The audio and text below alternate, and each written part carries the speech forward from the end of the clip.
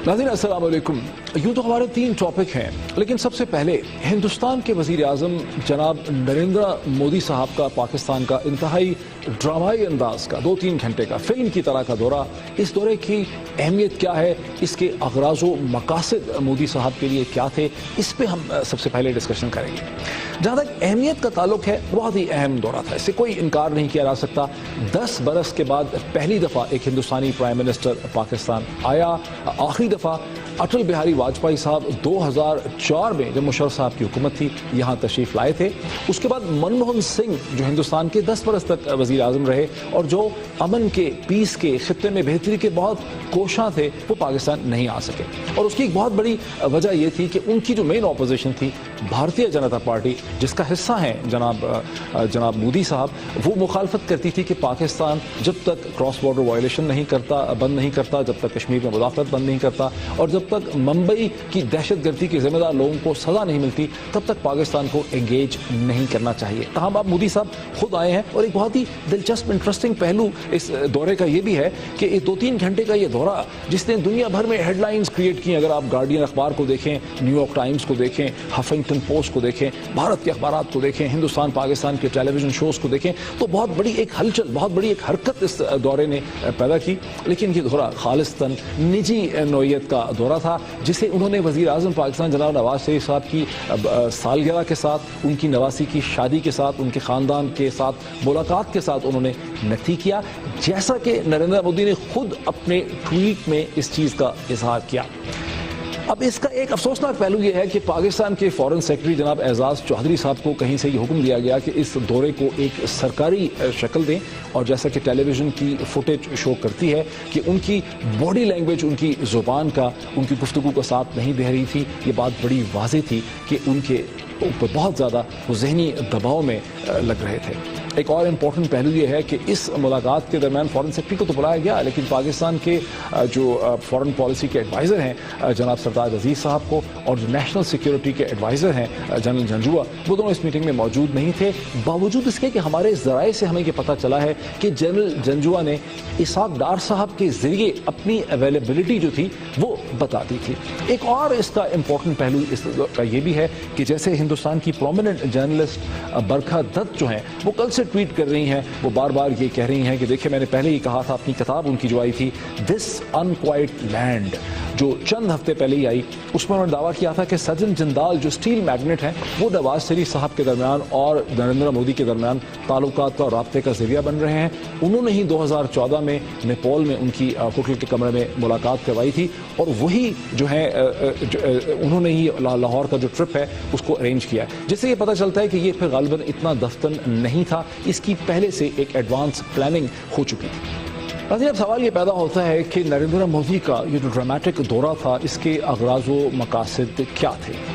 यूँ तो पाकिस्तान और हिंदुस्तान दोनों में इल्ज़ाम लग रहा है। पाकिस्तान में वज़ीर आज़म नवाज शरीफ पे इल्ज़ाम लगाया जा रहा है और हिंदुस्तान में कांग्रेस की तरफ से नरेंद्र मोदी पे इल्ज़ाम लग रहा है कि प्राइवेट बिजनेस इंटरेस्ट को प्रमोट कर रहे थे। लेकिन गालिबन ये असल हकीकत नहीं है। असल हकीकत इससे कहीं ज़्यादा पेचीदा है।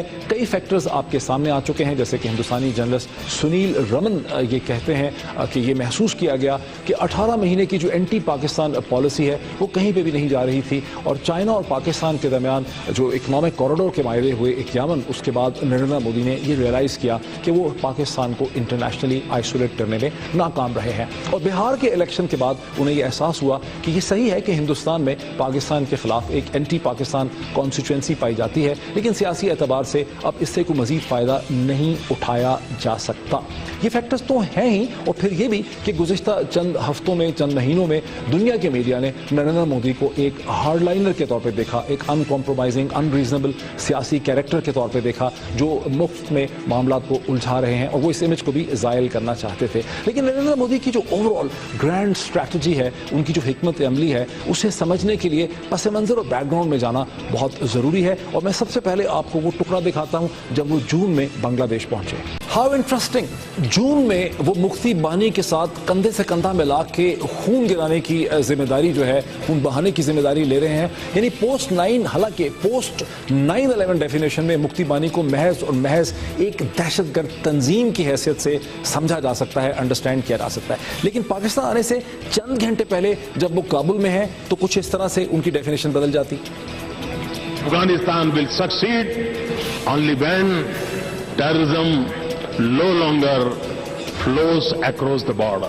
When nurseries and centuries of terrorism are shut and their patrons are no longer in business. Terror and violence cannot be the instrument to shape Afghanistan's future or dictate the choices Afghans make. I hope that Pakistan will become a bridge between South Asia and Afghanistan and beyond.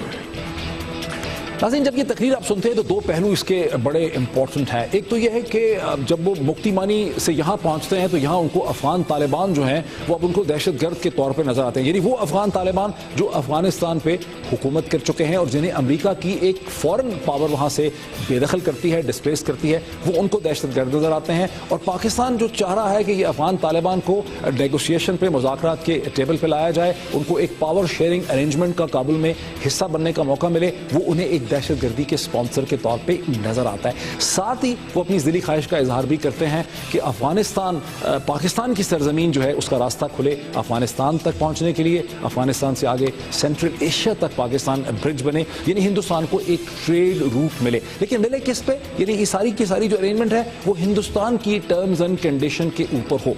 अब जहन में ये रखिए कि वो यहाँ काबुल में पहुंचते हैं मॉस्को से होके, रूस से होके, जहां रूस के सदर प्यूटन के साथ उनकी $7 बिलियन के असले पे, आर्मामेंट्स पे उनकी कॉस्ट कटिंग नेगोशिएशन होती है, जिसमें न्यूक्लियर एनर्जी भी शामिल है, उसमें प्लेन्स भी शामिल है और सबसे बढ़ के उसके अंदर इंतहाई जदीद और खतरनाक मिसाइल जो हैं, मिसाइल्स SS-400 शामिल है, जिसका बुनियादी तौर पे इफेक्ट जो है वो किस पे पड़ता है? पाकिस्तान पे।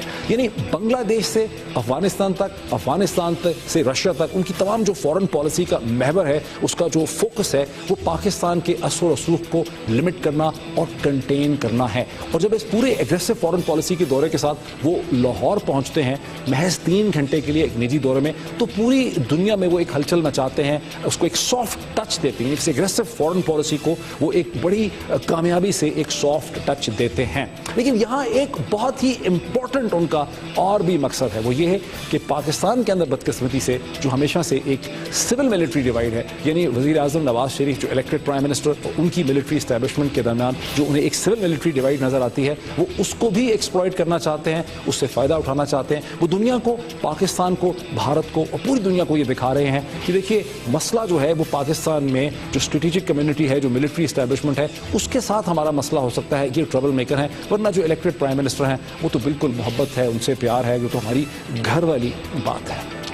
हम ये समझते हैं कि जब तक पाकिस्तान और हिंदुस्तान के फॉरेन सेक्रेटरीज की अगले चंद हफ्तों में मुलाकात नहीं होती और उसका फाइन स्क्रिप्ट और फाइन प्रिंट हमारे सामने नहीं आता, उस वक्त तक हम इस मुलाकात की इंपॉर्टेंस के बारे में कोई फाइनल और हतमी राय जो है वो कायम नहीं कर सकते। एक ब्रेक लेते हैं और ब्रेक के बाद हम देखते हैं कि कराची में वफाक और सिंध की हुकूमत के दरमियान जो तनाव है वो कहाँ तक पहुँचा।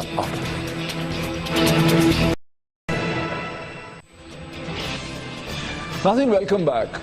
सूबा सिंध की हुकूमत और वफाकी हुकूमत के दरमियान रेंजर्स की स्पेशल पावर्स के हवाले से तनाव और टेंशन की कैफियत बदस्तूर जारी है। ताहम एक बहुत ही इंटरेस्टिंग डेवलपमेंट हुई जब आज साबका सदर आसिफ अली जरदारी साहब ने अपने खसूसी लीगल एडवाइजर जनाब फारूक एच नाइक को, जो इससे पहले ना सिर्फ चेयरमैन सेनेट रह चुके हैं बल्कि पाकिस्तान के साबका वजीर कानून है, उन्हें दुबई तलब किया। और कयास आराई ये है कि 2 किस्म की चीज़ों पर वहाँ पर मशवरा होगा। एक ये कि सिंध की हुकूमत को रेंजर्स पे जो डिस्प्यूट है वफाकी हुकूमत का और जो वफाकी हुकूमत के फैसले हैं उनके खिलाफ क्या सिंध हाई कोर्ट और सुप्रीम कोर्ट पे जाना चाहिए, क्या इस इक़दाम का कोई जो है वो फ़ायदा हो सकेगा या नहीं होगा। लेकिन दूसरी चीज़ यह है कि क्या खुद प्रेसिडेंट आसिफ अली जरदारी साहब को इस मौके पर, जबकि कल मोहतरमा बेनज़ीर भुट्टो की बरसी है 27 दिसंबर को, उन्हें पाकिस्तान आना चाहिए। हालांकि अभी तक आसिफ अली जरदारी साहब जो है वो दुबई में बैठे हैं, तो क्या उनके वापस आने के रास्ते में कोई कानूनी दुश्वारियां हैं, कि खतरात हैं। अब याद रहे कि आसिफ अली जरदारी साहब ने जून में जब बड़ी अपनी धुआंधार तकरीर की कि मैं ईंट से ईंट पे जा दूंगा, उसके कुछ दिनों के बाद वो पाकिस्तान से चले गए थे और उसके बाद से उनकी मसलसल कोशिश है कि वो पाकिस्तान से बाहर ही रहें। अब इस पूरी सूरत हाल का एक और भी बड़ा इंटरेस्टिंग बैकग्राउंड है। 25 तारीख को फ्राइडे के दिन वफाक ने अपना नोटिफिकेशन इशू किया जिसके तहत रेंजर्स की पावर्स को पहले ही अरेंजमेंट के तहत बहाल कर दिया गया। ये नोटिफिकेशन पाकिस्तान के आइन के आर्टिकल 147 के तहत इशू किया गया और रेंजर्स को जो पावर्स एक्सटेंड की गई वो इंसदाद दहशतगर्दी के 1997 का जो एक्ट है उसके तहत सेक्शन 4 के तहत एक्सटेंड की गई। इससे पहले सिंध की असेंबली ने 16 दिसंबर को अपनी एक करारदाद के जरिए रेंजर्स की इन स्पेशल पावर्स पे कदगने लगाने की कोशिश की थी। ताहम वफाकी वजीर दाखिला जनाब निसार अली खान साहब ने जब सिंध की असेंबली यहाँ पहुंची, खत आया, तो उन्होंने एक खत के जरिए वफाक का ये फैसला सिंध को बताया कि ऐसा करना मुमकिन नहीं होगा। रेंजर्स एक वफाकी इदारा है और वफाकी कानून के तहत ऑपरेट कर रहा है। जब निसार अली खान साहब ने यह फैसला किया तो उसके खिलाफ सिंध की काबीना का बड़ा शदीद रद्द-ए-अमल हुआ और आसिफ अली जरदारी साहब ने यह भी कहा कि यह सिंध के ऊपर एक कॉन्स्टिट्यूशनल इन्वेजन है, यानी एक आईनी हमला किया गया है सिंध के ऊपर। तमाम वफाक अब ये नोटिफिकेशन इशू कर चुकी है, जहां सिंध का मौकफ यह है कि वफाक 18वीं तरमीम के बाद सिंध के अंदरूनी मामलात में इस किस्म की इंटरफेरेंस नहीं कर सकती है और सूबाई हुकूमत को यह हक हासिल है कि वो रेंजर्स की ताकतों पर कदगने लगाए, उस पर लिमिटेशंस लगाए और उनको मजबूर करे कि अगर उन्होंने कोई गिरफ्तारी करनी है, सरकारी दफ्तर में जाना है, सरकारी रिकॉर्ड को उन्होंने सलब करना है, यानी सरकारी मुलाजमीन को गिरफ्तार करना है, तो उन्हें सिंध के चीफ मिनिस्टर की रिटन परमिशन होनी चाहिए। तहम वफाक का मौकफ यह है कि सिंध के पास इस किस्म की ऑप्शंस नहीं है, क्योंकि सुप्रीम कोर्ट ऑफ पाकिस्तान ने 2011 का जो लैंडमार्क डिसीजन था उसमें वफाक को यह डायरेक्ट किया था कि कराची शहर की सूरत हाल को बेहतर करना, वहां के लॉ एंड ऑर्डर को इंप्रूव करना वफाक की जिम्मेदारी है और अगर सिंध की हुकूमत सुप्रीम कोर्ट में जाएगी तो उसे वहां कोई बेहतर सुनवाई नहीं मिल सकेगी। अब वे फॉरवर्ड क्या है, तवक्को की जा रही है कि वजीर आजम पाकिस्तान 28 तारीख को कराची पहुंचेंगे और वहां उनकी चीफ मिनिस्टर सिंध कायम अली शाह साहब से मुलाकात होगी, वो इस मसले को रिजॉल्व करने की कोशिश करेंगे। ये भी मुतवक्को है कि वफाकी वजीर दाखिला जनाब निसार अली खान और सिंध के चीफ मिनिस्टर कायम अली शाह के दरमियान मुलाकात हो। ये कैसे होगा, इस पर मौकफ क्या है सिंध का, इस पर बात करते हैं पाकिस्तान पीपल्स पार्टी के सेनेट में पार्लिमानी लीडर जनाब सेनेटर सईद गनी साहब के साथ।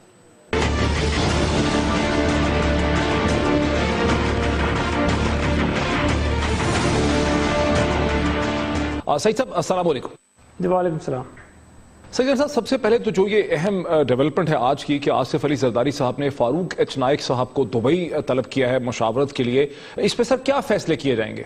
देखिए, मैं अभी यकीन से नहीं कह सकता कि नायक साहब को किस सिलसिले में बुलाया गया है, लेकिन एक चीज़ और जहन में रखें कि फारूक नायक साहब आसिफ अली जरदारी साहब के वकील भी हैं जो उनके खिलाफ मुतअद्दिद केसों में अदालतों में पेश होते रहते हैं, तो मुमकिन है कि उसके रेफरेंस में गए हों या कोई और नई डेवलपमेंट हो रही हो, लेकिन नायक साहब रेगुलरली जाते रहते हैं। और सर, दो स्पेकुलेशंस हो रही है ना, एक तो कल मोहतरमा बेनज़ीर भुट्टो साहिबा की बरसी भी है और आसिफ अली जरदारी साहब अभी तक पाकिस्तान नहीं पहुंचे, तो एक चहमगोइयां ये है कि फैसला होगा कि मैं आऊं और कोई मेरे लिए लीगल कॉम्प्लिकेशन तो नहीं है? नहीं, लीगल कॉम्प्लिकेशन तो उनके आने में कोई भी नहीं है, ना उनके खिलाफ कोई अभी कोई नया केस है, ना कोई ऐसी चीज़ है।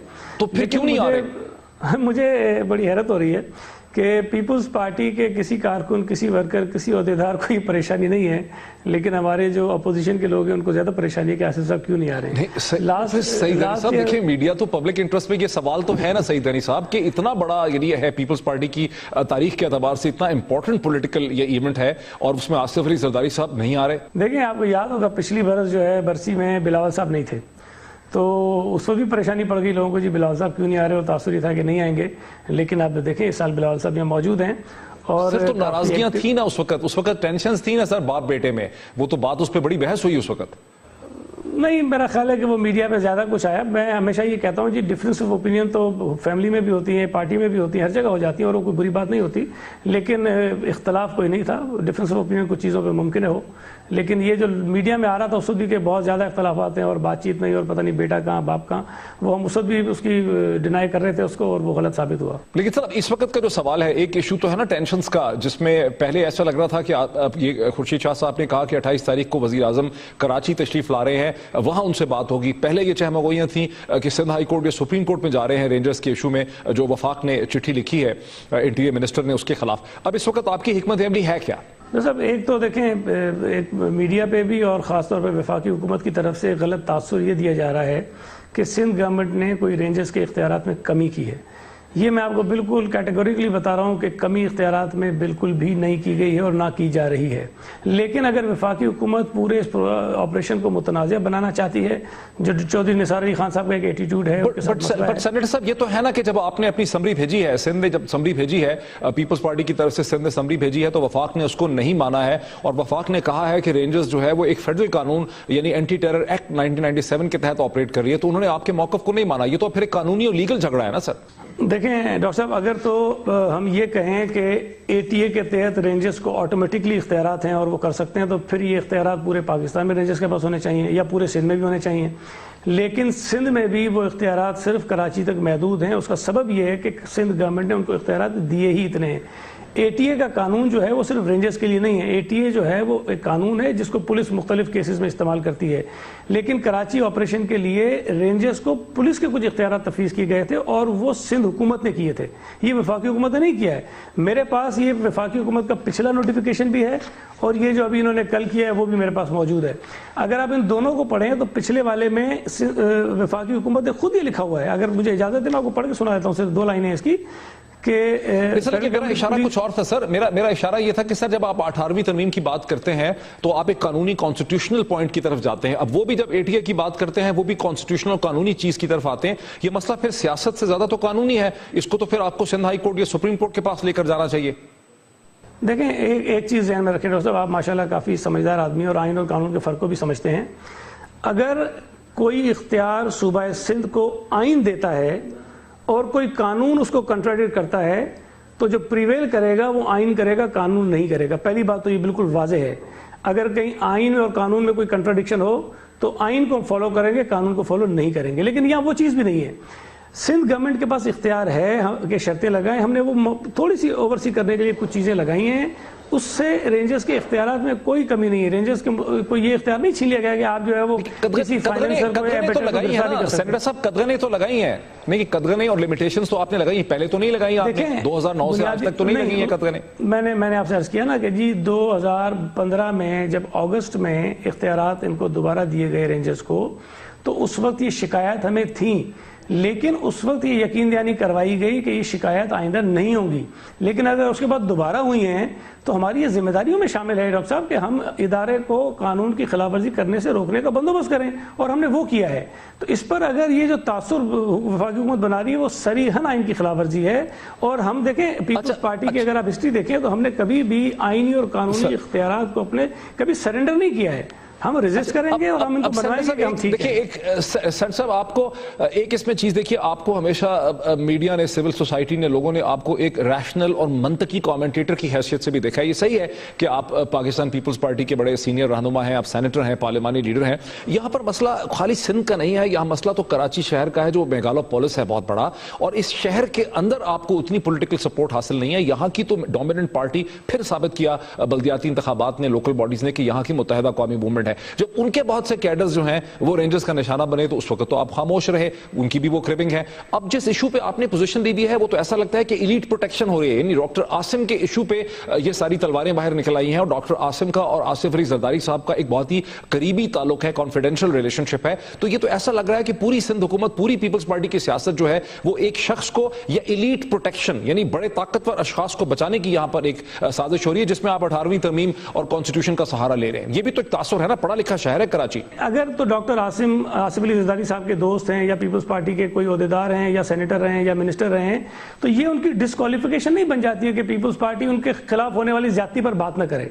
ज्यादती उनके साथ ये हो रही है जो हम पहले दिन से कह रहे थे कि जब उनको अरेस्ट भी किया गया कि आप पीपल्स पार्टी के लोगों के ऊपर बहुत सारे इल्जाम लगा देंगे, कुछ सही होंगे कुछ गलत होंगे, लेकिन जब आप कहें कि पीपल्स पार्टी के लोग दहशतगर्दों को फाइनेंस करते हैं या उनको पाल रहे हैं या उनको सपोर्ट कर रहे हैं, तो ये एक भोंडा सा मजाक है। और ये साबित हुआ है 90 दिन तक जब तक डॉक्टर आसिम रेंजर्स के कब्जे में रहा, पीपल्स पार्टी ने कोई ऐसी चीज नहीं की, हमने सारी चीजें बर्दाश्त की।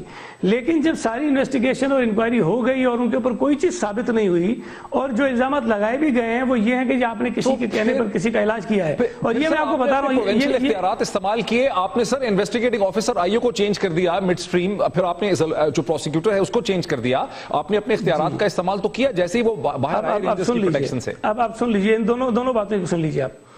पहली बात तो यह है कि आईओ जो है वो उस वक्त बना जब रेंजर्स की कस्टडी से वो 90 डेज का अपने वक्त पूरा करके पुलिस के हवाले हो गए, एफआईआर वहां रेंजर्स ने कटवा दी। अगर तो हमारी नीयत ये होती कि जी हमने अपनी मर्जी का आईओ लगा के केस को खराब करना है, तो डॉक्टर साहब हम ये पहले दिन भी कर सकते थे। जब एक आईओ वैसे ही लगा दिया गया, उस आईओ साहब ने ये किया कि उसकी जिम्मेदारी ये थी कि डॉक्टर साहब को थाने से निकाल के वो कोर्ट लेकर जाए। वो इस दौरान 2-3 और जगहों पर लेकर गया डॉक्टर आसिम साहब को, जो उसका काम नहीं बनता था।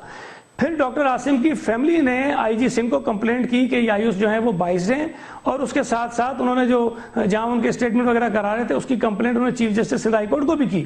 और आईओ का तब्दील होना कोई अनोखी बात नहीं है, ये रोजाना का मैटर है। कई केसेस में स्पेशल प्रोसिक्यूटर भी चेंज हो गया सर, स्पेशल प्रोसिक्यूटर भी चेंज हुआ। जी जी, आप उनकी भी सुन लें। स्पेशल प्रोसिक्यूटर जो होते हैं उनको तैनात करने का इख्तियार या केसेस जो असाइन करने का इख्तियार है वो होम डिपार्टमेंट के एक स्पेशल सेक्रेटरी है, उनको है। और ये जो प्रोसिक्यूटर साहब हैं इनको केस उन्होंने असाइन नहीं किया। ये एटीसी के रजिस्ट्रार जो 18 ग्रेड के ऑफिसर हैं उनसे ये केस उनको असाइन करवाया गया 24 नवंबर को, और 30 नवंबर को स्पेशल सेक्रेटरी ने चीफ सेक्रेटरी को खत लिखा कि इसके खिलाफ कार्रवाई की जाए। इसने अपने इख्तियारात से तजावुज करते हुए गैर कानूनी इकदाम करके ये केस स्पेशल प्रोसिक्यूटर को असाइन किया है, और उस प्रोसिक्यूटर साहब के खिलाफ और जिस आदमी ने ये केस असाइन किया था उसके खिलाफ ये कार्रवाई शुरू हो चुकी थी। अब जब प्रोसिक्यूटर साहब को पता चला कि मेरे खिलाफ मुझे एक सेकंड दीजिए, जब उनको ये पता चला, आपने इतने की डिसीजन नहीं, जो सुनने वाले हैं कराची शहर के अंदर जो लोग सुन रहे हैं कि कराची से इसका ताल्लुक है, उनको तो लग रहा होगा सर कि एक शख्स को बचाने के लिए सर सिंध हुकूमत इतने गैर मामूली इकदाम उठा रही है। मैंने आपसे मेरी बात सुन लीजिए। अब प्रोसिक्यूटर जो होता है वो प्रोसिक्यूटर जनरल के अंडर में काम करता है।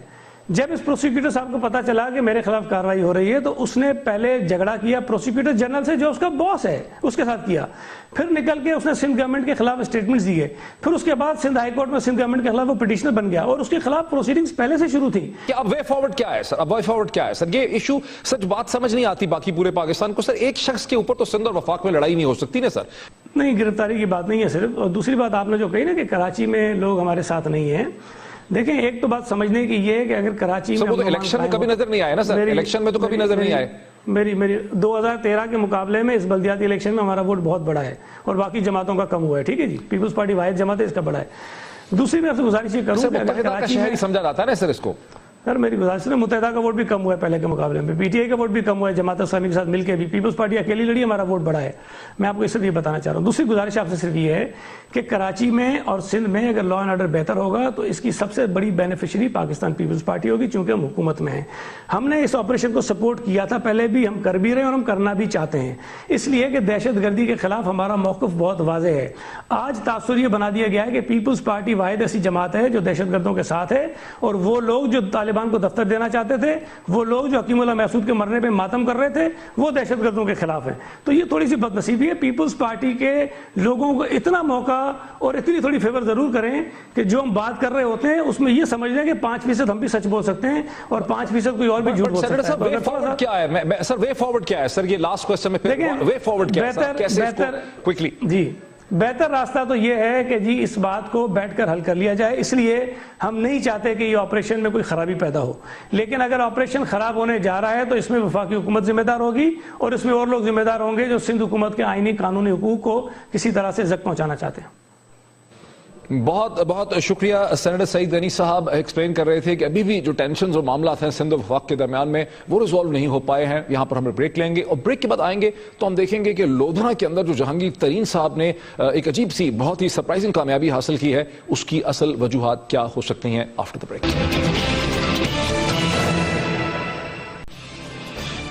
नाज़रीन, वेलकम बैक। इस हफ्ते लोधरा यानी 154 के बाय इलेक्शन में पाकिस्तान तहरीक इंसाफ के रहनुमा जनाब जहांगीर खान तरीन साहब ने PMLN के रहनुमा जनाब सदीक बलोच साहब को उन्होंने शिकस्त दी। वोटों का फर्क भी बहुत ज्यादा था। जहांगीर खान तरीन साहब ने 1 लाख अंदाजन 1,40,000 के करीब वोट लिए, जबकि सदीक खान बलोच साहब ने 1 लाख के करीब वोट लिए।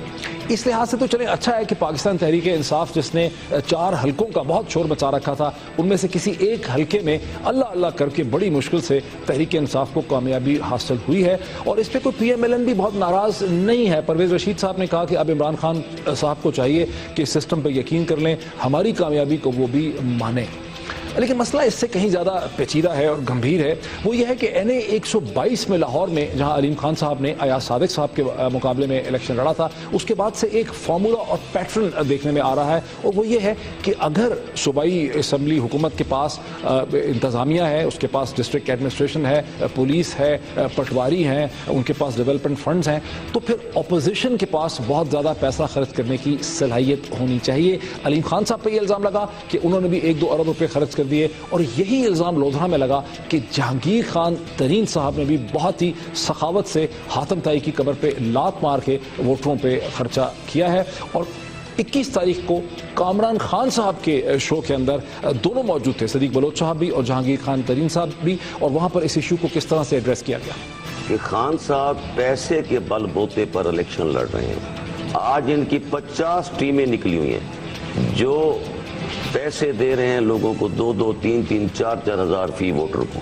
100 के करीब औरतें और मर्द आपके दुनिया टीवी को दे रहे हैं इंटरव्यू। स्टेट मशीनरी उनके साथ है और मुझे कह रहे हैं पैसे के बलबूते पे सड़कें ये बनवा रहे हैं, ट्रांसफार्मर ये लगवा रहे हैं, हुकूमत लगवा रही है, झूठ बोल रहे हैं, बिल्कुल गलत बयानी कर रहे हैं। हम देखते हैं कि कामरान खान साहब के शो के अंदर जहांगीर तरीन साहब जब मुस्कुरा रहे हैं सदीक बलोच साहब के इल्जामात सुन के, तो ऐसा लगता है कि वो कह रहे हैं कि जनाब अगर आपके पास तख्ते लाहौर की ताकत है, आपके पास डिस्ट्रिक्ट एडमिनिस्ट्रेशन है, आपके पास पुलिस वाले हैं, आपके पास पटवारी है, आपके पास तरक्याती फंड्स हैं, तो मेरे पास जनाब पैसा है। अब इसमें ऐसी कौन सी बात है? यही वो चीज़ कह रहे हैं। उन्होंने कोई खुल के डिनाई नहीं किया कि सदीक खान बलोच साहब जो हैं वो कोई गलत इल्जाम लगा रहे हैं, वो मुस्कुरा के ये चीज़ कह रहे हैं। अब याद रहे कि ये वही हल्का है जहां वजीर आजम पाकिस्तान जनाब नवाज शरीफ साहब भी पहुंचे थे और उन्होंने एक बहुत बड़े तरक्याती मंसूबे का ऐलान किया। मुझे मेरे भाई सदीक बलोच ने ये कहा है कि लोधरा के 2 फ्लाईओवर और जरी यूनिवर्सिटी कैंपस के बारे में उन्होंने मुझे कहा कि इसका जरूर ऐलान करें, तो मैं उसका ऐलान कर रहा हूं। मैं गेलेवाल फ्लाईओवर और कॉमर्स कॉलेज की मंजूरी का ऐलान करता हूं। उन्होंने कहा कि 2 अरब दिया जाए लोधरा को, तो बिल 2 अरब इंशाल्लाह 2 नहीं बल्कि 2.5 अरब दूंगा मैं लोधरा को। नाजरीन, ये बात बड़ी वाज़ेह है कि एक फार्मूला इन्वेंट हो गया है, एक मॉडल इन्वेंट हो गया है कि अगर हुकूमती कैंडिडेट्स के पास हुकूमत की मशीनरी है, डिस्ट्रिक्ट एडमिनिस्ट्रेशन है, पटवारी हैं, पुलिस वाले हैं, एजुकेशन डिपार्टमेंट का अमला है, जो ज़्यादातर इलेक्शन कमीशन का अमला होता है वो एजुकेशन डिपार्टमेंट से आता है, तो फिर ऑपोजिशन के कैंडिडेट के पास बहुत ज़्यादा पैसा होना चाहिए, मालो दौलत होने चाहिए। उसके अलावा एक और फैक्टर है कि फौज के सिपाही भी वहां खड़े होने चाहिए, बिकॉज लोधरा में बताया जाता है कि हर पोलिंग स्टेशन के अंदर और बाहर एक फौजी सिपाही खड़ा था और किसी किस्म की गुंडागर्दी, बदमाशी और चालाकी करना जो है वहां पे मुमकिन नहीं था। ये वही चीज है जिसकी तरफ इमरान खान साहब ने इशारा किया। अगर नून लीग जितनी जबरदस्त थी बल्दियाती इलेक्शन में, तो 40,000 से कैसे हार गई? फर्क क्या था कि बल्दियाती इलेक्शन इनके पटवारियों ने और नून लीग के लोगों ने करवाया और ये इलेक्शन पाकिस्तानी फौज ने करवाया। नाज़रीन, अगर दिलचस्प सवाल, मुश्किल सवाल ये है कि अगर फॉर्मूला ये है कि ऑपोजिशन के पास बहुत ज़्यादा पैसा होना चाहिए और फौज भी खड़ी करनी है हर पोलिंग स्टेशन के बाहर, तो फिर 2018 के जो आम इंतखाबात हैं वहाँ जो ऑपोजिशन होगी पाकिस्तान में, उसे पंजाब और सिंध की हुकूमतों का मुकाबला करने के लिए कितना पैसा चाहिए होगा? 100 अरब रुपया या उससे भी ज़्यादा? और कितनी फौज खड़ी करनी होगी? क्योंकि अगर लोधरा में 1500 सिपाही थे तो हमने कैलकुलेट किया कि पूरे मुल्क में 4 लाख फौजी जवान जो हैं चाहिए होंगे। ज़ाहिर इतनी फौज लग नहीं सकती। ये एक इंपॉर्टेंट सवाल लेके हम बात करते हैं पाकिस्तान के मुमताज़ कॉलम नवीस और तजियाकार जनाब हारून रशीद साहब।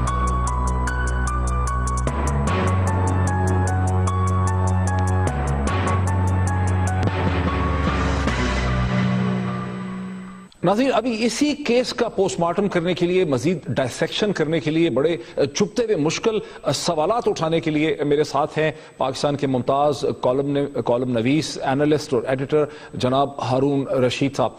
हारून साहब, मेरा जो मुद्दा है वो ये है कि NA 154 का जो इलेक्शन है लोधरा का, वहाँ पे हमने एक नया फार्मूला देखा है। हम एक तरफ देखते हैं कि पाकिस्तान में जो फार्मूला है कि जहाँ सूबाई हुकूमत के पास पुलिस है, डिस्ट्रिक्ट एडमिनिस्ट्रेशन है, एजुकेशन का डिपार्टमेंट है और उसके पास तमाम एक हिकमत अमली है, वो फिर डेवलपमेंट फंड्स भी निकाल लेते हैं जैसे वज़ीर आज़म ने दौरे किए। अब ऑपोजिशन का जो हमने फार्मूला देखा है NA 122 में, अलीम खान की शक्ल में और जहांगीर खान तरीन की शक्ल में, वो ये है कि पैसा खर्चो बहुत ज्यादा, पैसे के जरिए वोट भी खरीद लो, इल्जाम लग रहा है बसलसल, और फिर यह कि किसी तरह से फौज को खड़ा कर दो और फौजी सिपाही के खौफ की वजह से जो है वो बदमाशी जो है वहां पे नहीं हो सकेगी।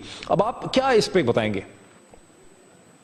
देखिए सर, वो जो कैपेसिटी है हुकूमत की मैनिपुलेशन की, अगर अपोजिशन उसको रोक सकती है और अग्रेसिव हो, इलेक्शन कमीशन को दबाव में ले आए, तो जाहिर है उसकी महदूद हो जाएगी हुकूमत की धांधली करने की सलाहियत। तो ये फार्मूला 122 में भी आजमाया गया और अलीम खां प्रैक्टिकली जीत गए थे, इसमें मुझे कोई डाउट नहीं है कि 22,000 वोट अगर ये दूसरे हल्कों से वहां न लाते तो अलीम खां तो बिल्कुल जीते हुए थे, 10-15 हजार से जीत जाते आसानी के साथ। तो यही जहांगीर खान तरीन ने किया कि उन्होंने वसाइल खर्च किए, उनका 25 साल का वहाँ वेलफेयर का तजर्बा भी था, रेपुटेशन अच्छी थी। और बट हारून साहब, आप इसको बड़ा डिप्लोमेटिक और बड़ा पोलाइट टर्म्स में इस्तेमाल कर रहे हैं कि वसाइल इस्तेमाल की। अलीम खान भी बहुत अमीर था, जहांगीर खान तरीन भी बहुत अमीर था, दोनों ने पैसे का बेतहाशा। कह रहा हूँ मैं भी, अल्फाज का फर्क हो सकता है। जहांगीर तरीन खान ने पैसे खर्च किए ना जी, वसाइल इस्तेमाल करने का और क्या मतलब है? पैसे खर्च किए, जहां जहां जरूरत थी उन्होंने ट्रांसफार्मर फेंके, उसने मुरम्मत कराए, उन्होंने बिजली के खंभे फेंके, उसने गुसल खाने बनवाए थे देहात में, और उसने बहुत से लोग ये जो मसनूई आदा होते हैं ये लगवाए थे। मतलब वो उतनी वसाइल सर्व किए, यही मैं अर्ज कर रहा हूँ ना। तो वो अपने न्यूट्रल कर दिया उसका जितना भी था, और नतीजा ये है कि वो जीत गया। जीता तो वैसे 2013 में भी था, उसको 1 करोड़ रुपए मांगे थे किसी ने उससे कि अगर आप 1 करोड़ रुपए दे दें तो बेशक बाद में दे दें, तो हम ऐलान कर देते हैं। उसको उसने नहीं दिए, जो भी वजह हो। नहीं, लेकिन इस दफा तो हारून साहब देखें, लाहौर में ये हिसाब किताब किया गया कि शायद 1 अरब से 2 अरब के दरमियान अलीम खान और उस हल्के में खर्चा हो गया दोनों तरफों से। अब यहां पर भी कह रहे हैं कि 15 करोड़ से लेके 1 अरब तक जो है वो खर्चा कर दिया जहांगीर खान तरीन साहब ने शायद इस हल्के के अंदर। तो अगर इस तरह से इलेक्शन हुआ करेंगे, ये जो बरतानवी डेमोक्रेसी का, वेस्टमिंस्टर पार्लियामानी डेमोक्रेसी है, उसका एंड रिजल्ट पाकिस्तान में यह है कि अरब 1 रुपया खर्च करेंगे एक हल्के में, तो फिर तो 300 हल्के होंगे। तो वेस्टमिंस्टर डेमोक्रेसी तो पाकिस्तान में चल ही नहीं सकती ना, उसके लिए तरबियत याफ्ता रायामा दरकार है। वो तो एक लॉन्ग टर्म सोल्यूशन है। शॉर्ट टर्म यही है कि फौज जितनी ज्यादा इसके लिए स्पेयर हो सकती है, उससे पहले एक जेन्युइन इलेक्शन कमीशन चाहिए। उसके लिए अपोजिशन अगर मरने मारने पे तुल जाए और बहुत ज्यादा दबाव बिल्ड कर दे तो मकसद एक बड़ी हद तक हासिल किया जा सकता है, लेकिन वो वहां तक पहुंचने के लिए हमें एक सफर दरकार है। साहब, आप एक हल्के के अंदर तो 500,000 सिपाही खड़ा कर सकते हैं और उसके खौफ से गुंडागर्दी बदमाशी रुक जाती है प्रोविंशियल गवर्नमेंट की, लेकिन आप एक जब जनरल इलेक्शन होंगे 2018 के, तो उसमें सिंध में और पंजाब के अंदर जहां बड़ी ताकतवर सूबाई हुकूमतें बैठी हैं, वहां कैसे आप इंश्योर करेंगे कि इलेक्शन फ्री, फेयर और ट्रांसपेरेंट हो, ये मीनिंगफुल हो? देखिए, पूरी तरह इंश्योर नहीं किया जा सकता, लेकिन आर्मी चीफ अगर डिटरमेंट हो, जैसे जनरल कैनिंग 2008 में थे, तो आपको याद है कि बड़ी हद तक फेयर इलेक्शन हो गए थे। नहीं, बट हारून साहब, वहां पे तो ये था ना कि फौज ने अपने बंदे की, जनरल मुशर्रफ की मदद नहीं की, ये आर्गुमेंट है। यहाँ तो सूबाई हुकूमतें बैठी हैं, वो तो नहीं मानेंगी कोर्ट कमांडर्स की। उस वक्त ऐसा करने से 70-80% इलेक्शन फेयर हो गए ना, तो अब ऐसी कोई चीज करनी पड़ेगी। असल हल तो वही है जो मैं बार बार आपसे गुजारिश कर रहा हूँ कि इसको प्रेशर, पब्लिक प्रेशर के जरिए, ये 2-2.5 साल है, ये पब्लिक प्रेशर बिल्ड कर ले, और तो कोई तरीका नहीं होता। देखिए फौज तो मुल्क की हिफाजत नहीं किया करती ना, कौम अपनी हिफाजत खुद किया करती है, कौम को बेदार करना पड़ता है, और तो कोई तरीका है नहीं ना। सर मेरा आर्गुमेंट यह है कि फौज जनरल मुशर्रफ की मदद न करे इज अ डिफरेंट थिंग। अब यहां पर जब सूबाई हुकूमतें बैठी हैं, उनको इलेक्शन जीतना है, उन्होंने अपने तमाम ताकत को बरूए कार लाना है, वो फौज की किसी कोर कमांडर की, जनरल की बात उस मौके पर नहीं मांगेगी, और फौज के पास कोई ऐसे रिसोर्सेज नहीं है कि 272 हल्कों को वो इंश्योर कर सकें कि वहां पर गुंडागर्दी, बदमाशी ना हो, प्रोविंशियल गवर्नमेंट्स की मसलमैन एक्सरसाइज ना हो। इसका तो सर कोई और हल ढूंढना पड़ेगा। अगर हल हमारे पास फिक्री तौर पर भी नहीं है, इसका मतलब हल ही नहीं है पाकिस्तान में जमहूरियत का, जमहूरी इलेक्शन नहीं, हल हर चीज का होता है। मुमकिन है मैं इस वक्त फौरी तौर पे बहुत तजावीज न दे सकूं, लेकिन गौर किया जाए तो हल किसी न किसी हद तक निकल सकता है। भरपूर अवामी तहरीक चलानी चाहिए इसके लिए। वो फौज भी दबाव में आ जाएगी, इलेक्शन कमीशन भी दबाव में आ जाएगा। इस वक्त भी इलेक्शन कमीशन दबाव में था, इस वक्त भी सूबाई और मरकजी हुकूमतें दबाव में थी, और मीडिया भी उसमें एक रोल प्ले कर सकता है। जमहूरी माशरे में यही एक तरीका होता है, बतदरीज ही इस मकसद को हासिल। क्या एक बहुत बड़ी जरूरत होगी, अगर मैं तजवीज रखूं कि इलेक्शन कमीशन ऑफ पाकिस्तान की तश्कील 9 करने की जरूरत है, ऑपोजिशन और हुकूमत और मीडिया को मिलकर सारे जिसकी डायसेक्शन करके खोलने की जरूरत है? बिल्कुल बिल्कुल 100% आप सही कह रहे हैं। हम सबको इसके लिए कोशिश करनी चाहिए, सबसे बढ़कर मीडिया को करनी चाहिए। मीडिया की अखलाकी जिम्मेदारी है कि वो मुल्क को फेयर इलेक्शन की तरफ ले जाने की कोशिश करे। अब मीडिया बेसिकली कमर्शियल है, और बाद मीडिया ग्रुप्स बिके हुए हैं, नाम लेने की जरूरत नहीं, सब जानते हैं, एक से ज्यादा बिके हुए हैं। लेकिन ये कि अगर वर्किंग जर्नलिस्ट कोशिश करें, ये आप जैसे एक छोटी सी कोशिश कर रहे हैं, मिलजुल के कोशिश की जाए तो ये हो सकता है। क्या ऑपोजिशन को जहां जहां ऑपोजिशन है उसे ज्यादा एग्रेसिव और मौसर होने की जरूरत है, इलेक्शन कमीशन के खिलाफ खड़े होने की जरूरत है, हुकूमत से मुतालबा करने की जरूरत है, आगाही पैदा करने की जरूरत? जी, सिर्फ खड़ा होने की जरूरत नहीं है, बहुत शदीद। मैंने कहा आपसे कि मरने मारने पर तुल जाए। जैसे घर में डाकू घुसने का खतरा हो तो आपके पास राइफल ना हो तो आप पत्थर तो रखेंगे ना छत पे, तो डाकू भाग जाएंगे। इसलिए कि चोर जो होता तो कमजोरी है ना। अच्छा, आखिरी सवाल, तो फिर ओवरसीज वोट जो है उस पर भी ऑपोजिशन कुछ नहीं कर पा रही? तो ओवरसीज में तो अपोजिशन की नालायकी की हद है। सुप्रीम कोर्ट का फैसला मौजूद है। इमरान खान से कहा गया था कि हुजूर वाला इस पे प्रेशर बिल्ड करें, उस वक्त धरना देते तो 2013 में वोट कास्ट हो सकते थे। डाक से वोट डाल देना जी, 1 महीना पहले डाक से वोट डाल दें। बहुत शुक्रिया हारून साहब, एक्सप्लेन कर रहे थे। बहुत ही एक दिलचस्प ये सवाल है नाजरीन, NA 122 के इलेक्शन के बाद जहां अलीम खान एक बहुत ही अमीर ऑपोजिशन के कैंडिडेट थे, उसके बाद जहांगीर खान तरीन साहब लोधरा में NA 154 में बहुत ही अमीर। तो ऐसा लग रहा है कि जो पहले एक नारा हुआ करता था कि नवाज शरीफ कदम बढ़ाओ हम तुम्हारे साथ हैं, अब नारा यह है कि सेठ साहब कदम बढ़ाओ हम तुम्हारे साथ हैं। लेकिन मौमा यह है कि 2018 के अगर ये फार्मूला है कि बहुत अरब रुपया खर्च करना है इलेक्शन जीतने के लिए, तो फिर 2018 के इंतखाबात में पाकिस्तान में किस किस्म का खर्चा होगा, किस किस्म के इंतखाबात होंगे, ऑपोजिशन के पास क्या चॉइसेस होंगी कि वो हुकूमतों का रास्ता जो है रोक सकें और एक फ्री फेयर और ट्रांसपेरेंट इलेक्शन हो। ये बहुत बड़ा सवाल है, इस पर सोचने की जरूरत है। आज इतना ही, कल आपसे मुलाकात होती।